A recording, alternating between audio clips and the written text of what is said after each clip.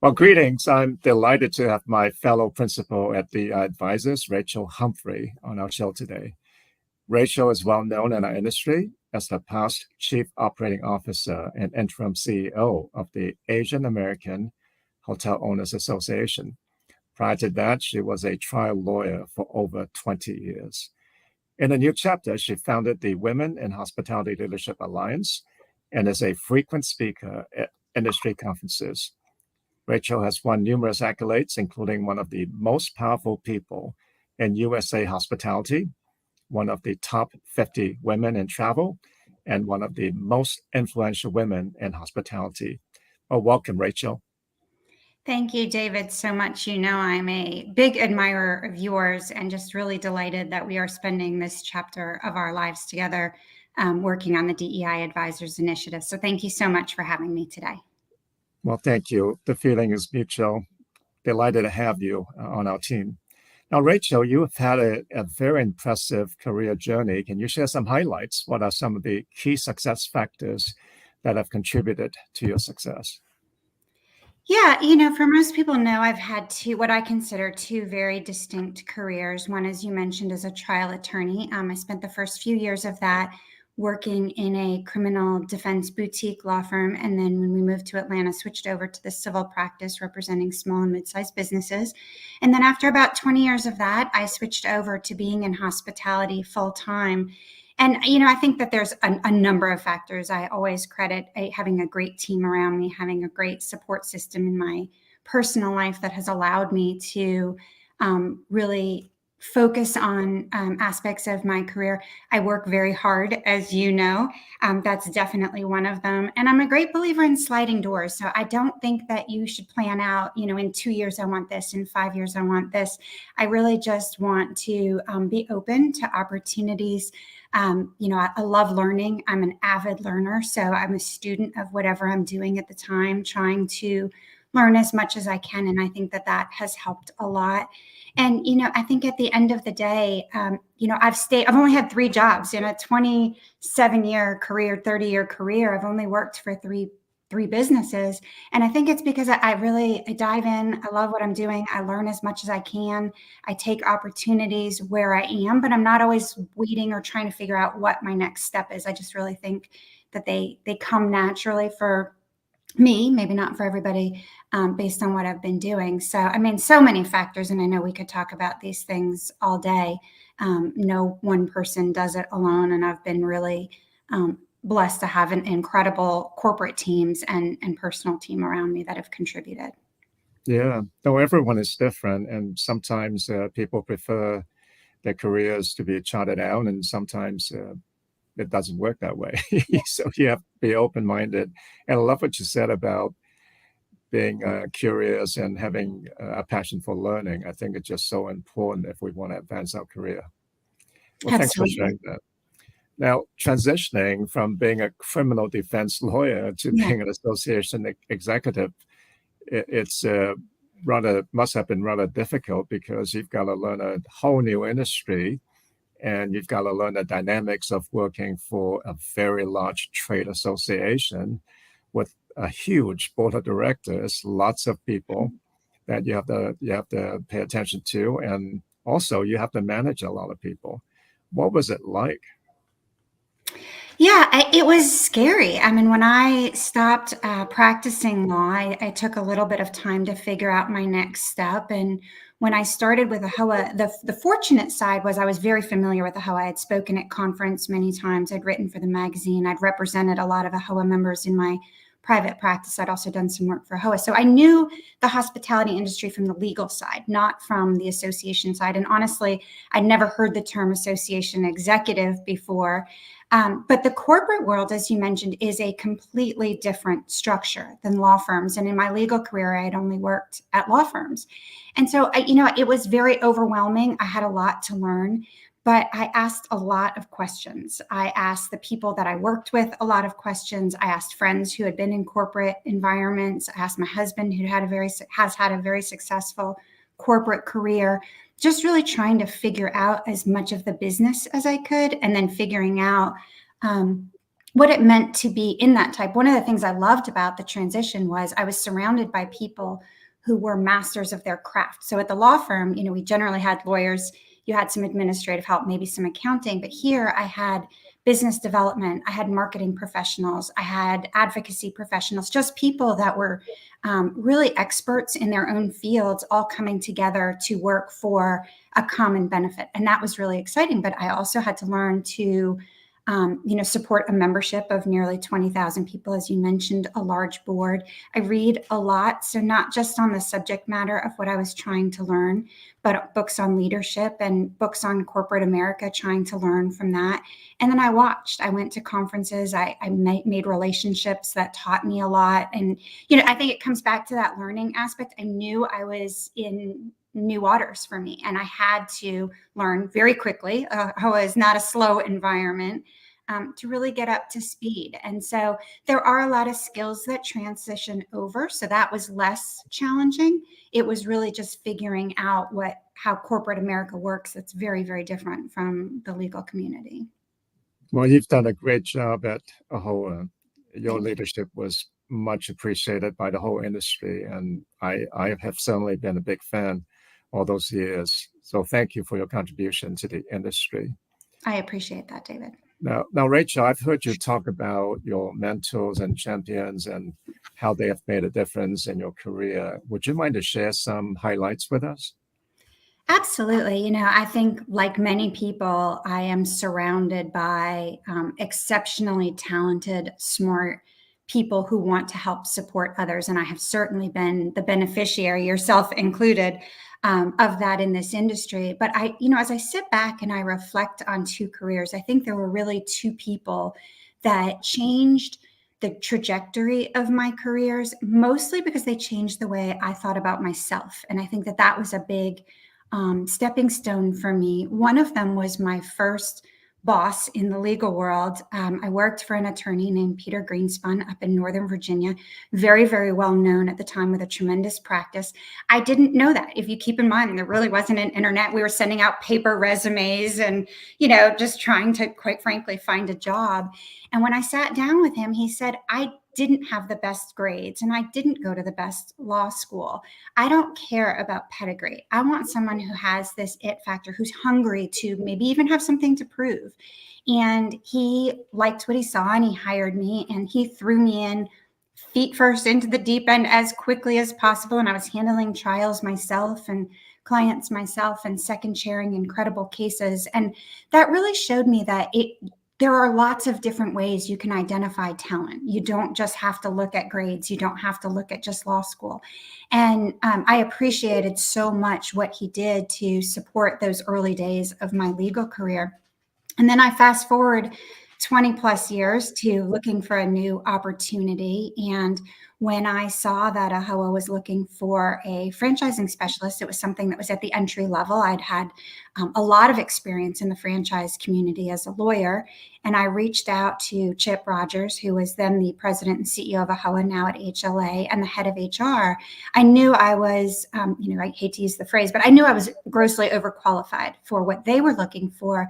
But Chip saw that he could create a role for me in which I would thrive. And so, by title, by salary, by things that I didn't know to ask for, he said, this is what we want you to do. And this is what we want you to help us accomplish as part of our team and where we think you'll fit in well with our team. And not long after that, he approached me. We'd been looking for a chief operating officer for a long time. And I said no, as he will tell you, for many, many months. The chair of the board came to me and, tried to identify why they thought that I would be so good for that role. And that role, again, changed the trajectory of my career. And then when Chip moved on, he and the chair of the board, of course, recommended me to serve as interim CEO. So I think for the two of them, seeing talent in me, seeing opportunity in me that I would not have advocated for myself, that I had so many insecurities I wouldn't have known that I would be good at, I think has been an incredible way for me to change my own thinking, but also to give me kind of that push to get that career started, or those two careers started.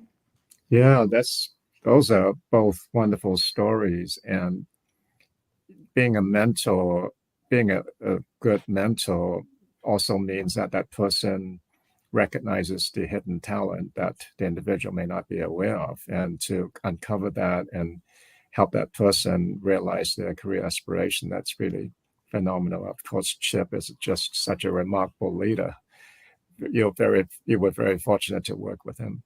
Well, I think that's why, David, I really like the phrase advocates and champions, maybe more than mentors, because sometimes you have advocates you don't even know are advocating for you behind the scenes, Right. or you have champions who want to bring you up. I think mentors does a lot with coaching and training and offering insights and advice, but to really have people in your corner that their narrative becomes louder than your own narrative in your head, I think that's life-changing for people. Yeah, I totally agree with you. I never had the opportunity of working with a mentor, or not official anyway. I think you always get people that offer advice to you, and I always appreciate that, but they were not formal mentors. But like you, I had some champions in my career that helped me. Yeah. And I do agree with you, advocates and champions are really important. Now, Rachel, you are just an amazing public speaker. How did you become so effective? Oh my goodness, David, this is an area that I am just learning to accept positive feedback for. I think I used to say, I think I'm a good public speaker because I was a trial attorney. I think I was a good trial attorney because I was a good public speaker. And then that, of course, led to this career. I was very, very shy, incredibly insecure. I took a trial practice class in law school. And after my first public presentation in class, the professor, who was a retired judge, took me aside and he said, "There's something about you. There's something about the way that you speak and the way that you present that is very compelling. It's not too much. It's not too little." And so I really found that a comfort level in the courtroom. And to be an effective trial attorney, you have to be very persuasive. You have to listen very carefully. If you are cross-examining or examining, you have to listen to the questions that are asked. You have to convince a jury of your peers of what you're trying to convince them of, be persuasive to a judge. And so I think for a lot of it was preparation. I am going to be the most prepared person in the room. I'm definitely not going to be the smartest in the room in any room, but I'm going to be the most prepared, and I'm going to know what I'm doing, and I'm going to know my audience and what I'm hoping to accomplish by what I'm doing. And then the same thing in hospitality. Again, going back to learning, I read a lot, people's strategies. I love watching other people speak. And sometimes I see things and I'm like, oh, I hope that I don't do that same type of thing because I don't think it was effective. But other times I see people do things and I find it very persuasive. And I don't want to emulate them. Our style is our style, but I can pick up pointers from that for sure. And then the preparation, again, I don't generally accept speaking for things that aren't my subject matter expertise. I want to provide value to the room of people that I'm speaking with. So I want to make sure that I am a good fit for what I've been asked to speak for. If I'm moderating, I want the experts to shine. You know this, you've been on panels I've moderated. I never want people to remember who the moderator was. We're there to facilitate conversation. So I want them and really to focus on their subject matter expertise. And then I really can't overemphasize the preparation isn't just the subject matter. I want to know if I'm going to have a handheld microphone or a lavalier. I'm going to want to know if I'm going to be on a bar stool or a low chair. I'm a female. I wear a skirt a lot. I want to know what the stage looks like to know what I should wear so that I'm not so self-conscious about, can you see up my dress, to wear the right thing. So I really want to go into a room feeling like I am ready for it. And I get nervous for everything. I'm nervous talking to you right now. It doesn't mean I don't get nervous. I give myself a little pep talk, but I definitely think preparation has a lot to do with it and just a lot of practice. And you can be a public speaker presenting to your team, presenting to a board, as you mentioned, doing video things, doing small room sessions. The first time you step out on stage doesn't have to be AAHOA's 30th anniversary with 8,500 people in the room. You can gradually get there, but just take opportunities to practice and hone that skill. Because I do think it's an incredibly important part of leadership, even if it's for internal speaking and not necessarily conference speaking. Yeah, I agree with you. I think public speaking is a learned skill. As long as you have the desire to improve and you're curious and you watch other people, you can learn a lot from them. And being prepared, like you said, is really important. Yeah. I started a Toastmaster club when I was at Hyatt, and it was immensely successful because I watched how quite a few people that were very uncomfortable speaking all of a sudden become so well spoken just after a couple of months. No more filler words like ahs and ums, and articulate, succinct, expressing themselves well. So it is a learned skill. It is something that you can get better with practice. Now, you were also talking about being prepared, and that's one quality that I like about you because you seem to be always prepared.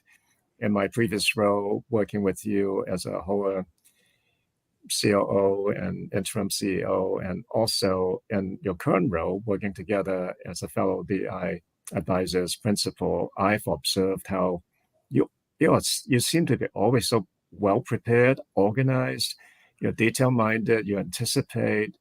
Now, are those management and leadership skills learned, or are they innate in you?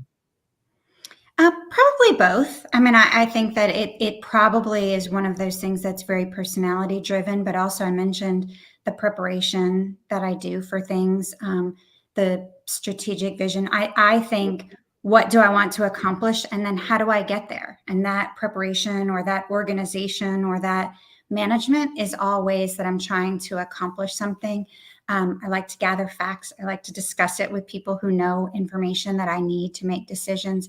But I also think it is, I have learned recently through my Enneagram study that I just recently did, I am definitely a people pleaser. And so I am very goal driven. I want people to have what it is that they are seeking. And so I think a lot of that is driven by wanting to achieve the best for the people I serve, whether it's my clients in private practice or whether it's the membership at an association role. I want to do everything I can to have the best for everybody else around me. And I think that that drives a lot of that. Yeah, well said. Now, tell us about your approach to challenges and decision making. I think it's very strategic. I think anytime that I have a decision to make or a challenge to overcome, I ask a lot of questions. I want to know who has the information that I need to make a decision. And I want to bring in the experts if it's something that's work related, or if it's something in my personal life. I want to talk to the people that it might impact. And I want to gather everything that I can. And I want to make a decision, not swiftly, but I don't like to dwell on things. I don't want to get bogged down. And then when I make a decision, I stick with it. And some are going to be wrong. I've made plenty of wrong decisions in my personal and professional life, but I don't want to waffle back and forth. So once I think I have all of the information that I need to make a decision in the time frame that I need to make it, there's probably some gut instinct in there as well, some intuition where I take everything I can, again, trying to figure out what is the outcome I'm trying to achieve and trying to say, does this decision that I have to make right now get me to that outcome that I'm striving for? It is definitely more probably cerebral than it is emotional. I definitely think I want to make a business decision that's right for the business and for the people I serve, and in my personal life for my family or whomever it may be. But I think I tend to want as much information as I can to try to then, with my lived experience, make the best decision that I can in that moment. That's a great approach. Thanks for sharing that. Let's talk about setbacks and disappointments. Yeah. As we all know, while they may be difficult, they are also wonderful learning opportunities. What are some of the learnings that you've gathered as a result of those disappointments? Yeah, I mean, I've had a million difficulties, setbacks, and disappointments, David, like everyone. And I think that you're right. The most important thing is, how do we learn from it? And so sometimes that learning is going to be not making that mistake again. You don't have to tell me twice that if you put your hand over an open flame, it's going to burn you. So I think that's part of it. Next is trying to figure out why I had a difficulty, setback, or disappointment. So if I know that there is something out there that can help me learn what it is. If I go into a room and I'm unprepared, or I didn't understand the subject matter, how do I learn it so the next time I don't find myself in that same situation? If I have done something that has impacted somebody else, owning it. I am 100% of the time going to say that was on me. I messed up. I'm not going to blame anyone else. I'm going to take full responsibility. I'm going to apologize to whoever it is that, but then I'm going to work together with that person and say, now tell me, how could I have done it differently? Or how could I have done it better? I think at the end of the day, if anybody tells you they've never made a mistake or had a difficulty or disappointment, I'd like to meet that person. So all we can do is say that I hope I learn from it and don't repeat it again. And, for most of us, difficulties or disappointments aren't the end of the world. I think in my world it is, because I don't want to disappoint people. But at the end of the day, we're going to move on from whatever it is in whatever capacity we have to do that. And so also not dwelling on the difficulty or the mistake, but just trying to figure out how to use that to be better next time. Yeah. Just like you, I hate to disappoint people. So when I do let them down, I just feel so guilty. Yeah. But like you said, being introspective and asking for feedback and advice and not allowing it to happen again are great learnings. Thanks for sharing that. What is Rachel's personal mantra? I think it's a combination of two things, and we touched on a little of it earlier today. I wake up every day and I want to be the best that I can be at whatever it is. I want to be the best mom, the best wife, the best daughter and sister, the best friend, the best community leader. I want to be the best boss if I have employees at the time, the best teammate if I'm working with a group. But I'm going to make mistakes along the way. And so each day I get up and I want to do the best at whatever it is I'm doing. I go to bed and I wake up the next day and I want to be the best tomorrow. But I hope that I'm going to incorporate whatever maybe didn't go my way the day before. But I couple that really with, I don't know that I have tomorrow. And so I want to make sure that I am taking advantage of every day that I can. And whether it's time with my loved ones, traveling, working, whatever it happens to be, I want to just really feel fulfilled every day. And that comes with, like I said, the drive to do the best that I can, but also to enjoy life today. We've all lost people that have been very close to us way too early in our lives. And I think some of those really impacted the way I have lived my life since then, of wanting to make sure that if there is no guarantee I have tomorrow, that I don't regret how I spent today. Well said. I love that. Let's talk about work-life balance. I think your daughters are 17 and 21. They are. What's it like trying to manage work-life balance, especially when they were younger and more needy? Yeah. I will say that I feel like I've been wholly unsuccessful at both. When I feel like I'm a great parent, I feel like I'm a terrible careerist. When I feel like I'm thriving in my career, I feel like I'm a terrible parent. So I don't know that I ever really think that I managed. I think one of the things is not being so hard on myself, learning that there is no superpower that allows you to give 100% in multiple places all at the same time. And I think that was important. You mentioned when the girls were younger. I would be remiss not to say that I have an incredible husband who's very supportive, and I've had incredible nannies who have contributed greatly. Lifelong friends of ours as well, still in the girls' lives despite their ages. And I couldn't have done it without this support system of friends and family and everybody pitching in around me. I know you are contributing, giving back to your family right now in the same way. And I had that from, my parents, my husband's parents as well. So I think that that's one. The other was really learning to prioritize. I realized early on that there were some non-negotiables. Spring break became one for us. It was our time to spend, the four of us together, every year. Even when it fell a week before the AAHOA convention, I was going to go on spring break and I was going to be present with my family. Where you go and read for a day to your kids at school. I wanted to do that, swimming and tennis and the other things that they did. but they didn't care if I was there to decorate cupcakes. And I thought they did. And then they wouldn't talk to me. And I'd have rearranged a court schedule and they were off playing with their friends decorating cupcakes, or the fall festival when they would just be running around. And so I really learned to realize this is somewhere important for me to be, and I'm going to be there.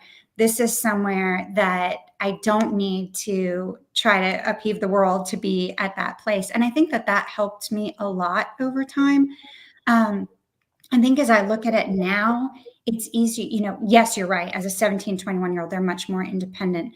But I also get to see and reflect that I have helped raise two incredible young women who are smart, and they are independent, and they are successful, and they are beautiful. And I didn't fail. I wasn't a terrible mother.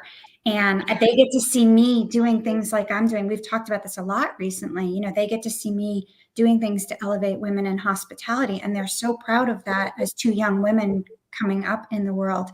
And so I think if we're just easier on ourselves and just allow us to say, okay, nothing at work is there's no emergency. I never had an emergency. I thought I did all the time, but really just trying to be present with them when I could be, when I thought it was important, and then using my time wisely on the work side. But balance, never. Manage, probably never.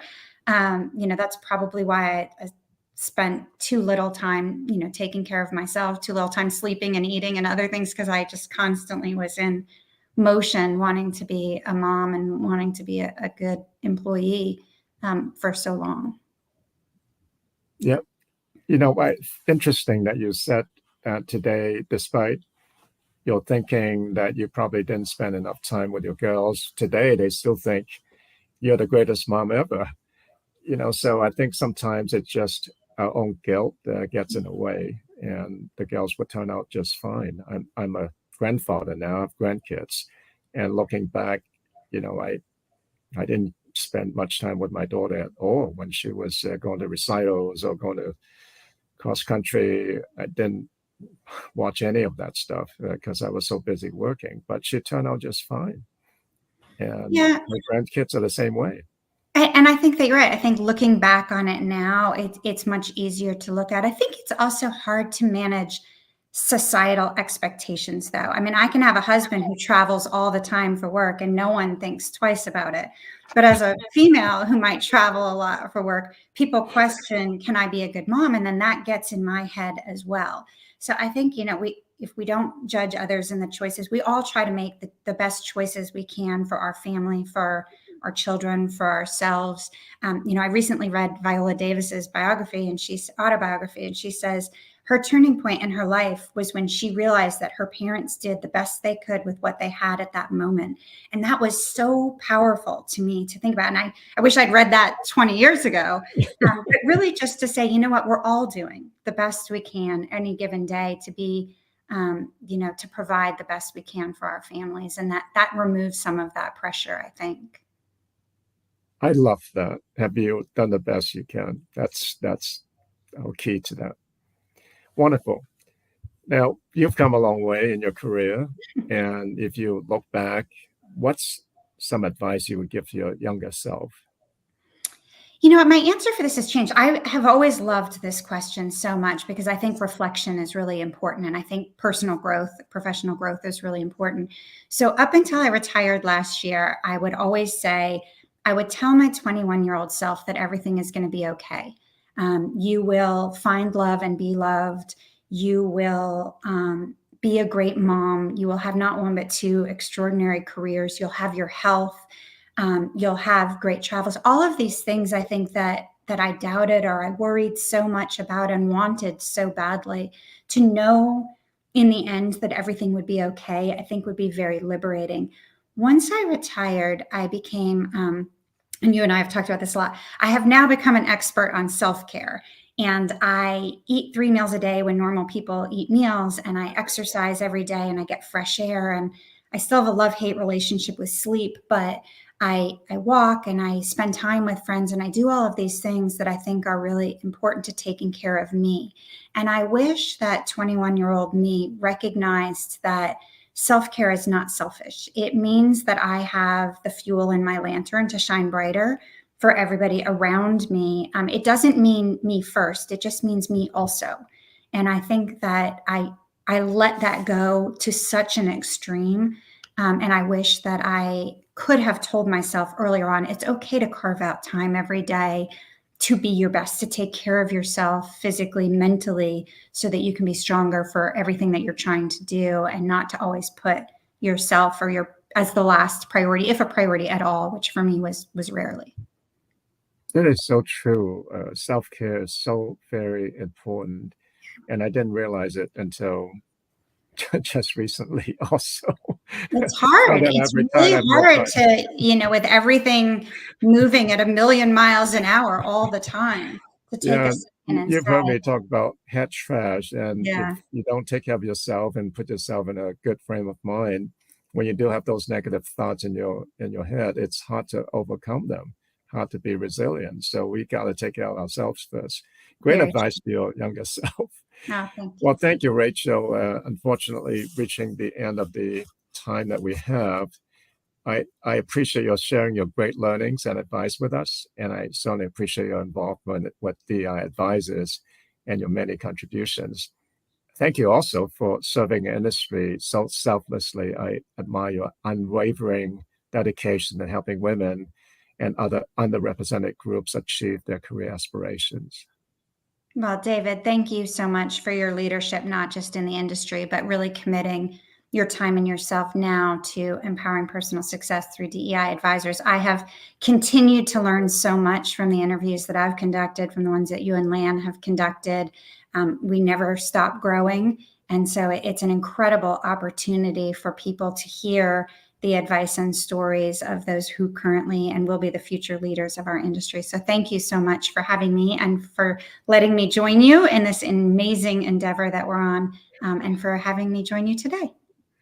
Well, again, the feeling is mutual. I'm grateful to our audience for tuning in. If you like this interview, I hope you'll visit us on our website. As Rachel mentioned, they're just chock full of great advice and perspectives.